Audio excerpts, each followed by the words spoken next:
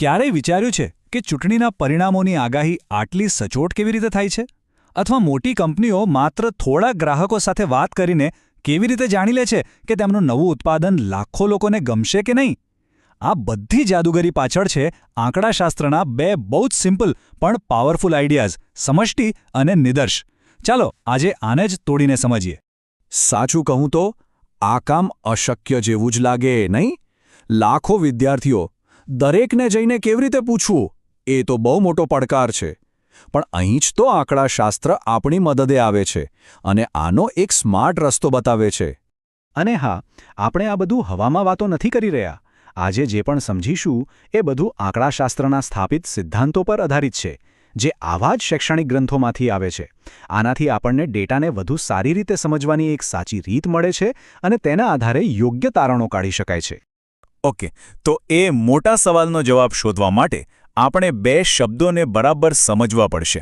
એક છે સમષ્ટિ અને બીજો છે નિદર્શ. ચાલો જોઈએ કે આ બંને છે શું. સમષ્ટિ એટલે કે આખો સમૂહ. સિમ્પલ ભાષામાં કહીએ તો એ દરેક જણ અથવા દરેક વસ્તુ જેનો આપણે અભ્યાસ કરવા માંગીએ છીએ. જેમ કે આપણે ભાત બનાવ્યા હોય અને ચેક કરવું હોય કે એ બરાબર ચડ્યા છે કે નહીં, તો એ ભાતથી ભરેલું આખું તપેલું એ છે આપણી સમષ્ટિ. હવે આખા તપેલાના બધા દાણા તો આપણે ચાખવા નથી બેસવાના ને, બરાબર ને? આપણે શું કરીએ, બસ એક ચમચી ભરીને ભાત લઈએ અને ચાખી લઈએ. આ જે નાનકડો ભાગ આપણે લીધો, જે આખા તપેલાનું પ્રતિનિધિત્વ કરે છે, એને જ કહેવાય નિદર્શ. તો ચાલો હવે આપણા પહેલાવાળા ઉદાહરણ પર પાછા આવીએ. જો આપણે ગુજરાતના 12મા ધોરણના બધા જ વિદ્યાર્થીઓ શું વિચારે છે એ જાણવું હોય તો એ બધા જ લાખો વિદ્યાર્થીઓ થઈ આપણી સમષ્ટિ. પણ એ બધાને પૂછવું શક્ય નથી, એટલે આપણે તેમાંથી માની લો કે 1000 વિદ્યાર્થીઓને પસંદ કર્યા અને એમને પૂછ્યું, તો આ 1000 વિદ્યાર્થીઓ બન્યો આપણો નિદર્શ. સરસ. તો સમષ્ટિ શું છે અને નિદર્શ શું છે એ તો સમજાઈ ગયું. પણ હવે એનાથી પણ મોટો સવાલ કે આ 1000 વિદ્યાર્થીઓ પસંદ કેવી રીતે કરવા? શું ગમે તેને ઉઠાવી લેવાય?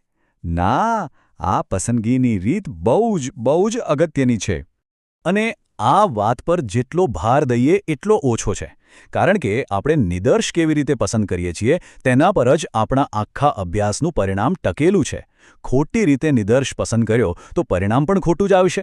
જેમ કે જો આપણે ફક્ત અમદાવાદની સ્કૂલોના વિદ્યાર્થીઓને જ પૂછીએ તો શું એ પરિણામ આખા ગુજરાતનું પ્રતિનિધિત્વ કરશે? બિલકુલ નહીં. તો નિદર્શ પસંદગીની મુખ્યત્વે બે રીતો છે જેની વાત અહીં કરવામાં આવી છે. એક છે પુરવણી સહિત અને બીજી છે પુરવણી રહિત. ચાલો એક પછી એક બંનેને સમજીએ. આ બંને વચ્ચેનું ફરક બહુ સિમ્પલ છે.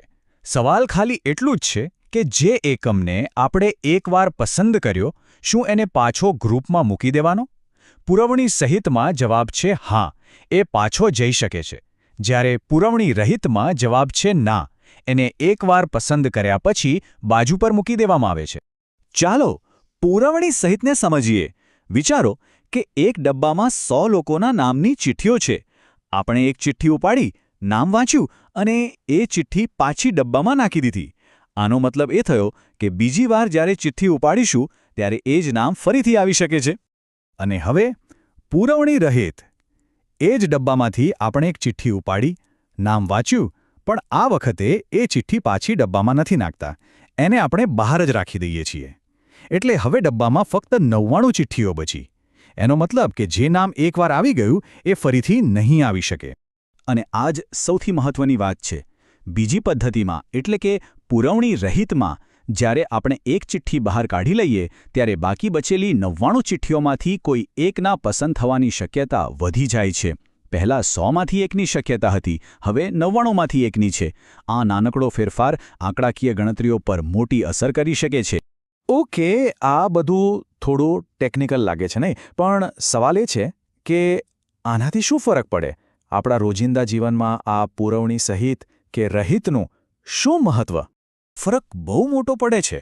આપણે જે ચૂંટણીના સર્વે જોઈએ છીએ, કોઈ નવી પ્રોડક્ટ વિશે કંપનીઓ જે ગ્રાહકોના અભિપ્રાય લે છે, કે પછી કોઈ દવાની અસરકારકતા ચકાસવા માટે જે વૈજ્ઞાનિક સંશોધન થાય છે, એ બધાની ચોકસાઈ અને નિષ્પક્ષતાનો આધાર આ નાનકડી વાત પર રહેલો છે. ખોટી પદ્ધતિ એટલે ખોટા તારણો. તો હવે પછી જ્યારે પણ કોઈ સર્વે, કોઈ પોલ કે કોઈ રિસર્ચના પરિણામો સામે આવે ત્યારે એક સવાલ ચોક્કસ મનમાં લાવજો. આ લોકોએ એમનો નિદર્શ કેવી રીતે પસંદ કર્યો હશે? આ એક સવાલ આપણને ડેટાને વધુ ઊંડાણપૂર્વક સમજવામાં અને એ જાણવામાં મદદ કરશે કે જે માહિતી આપણને બતાવવામાં આવી રહી છે એના પર કેટલો ભરોસો કરી શકાય.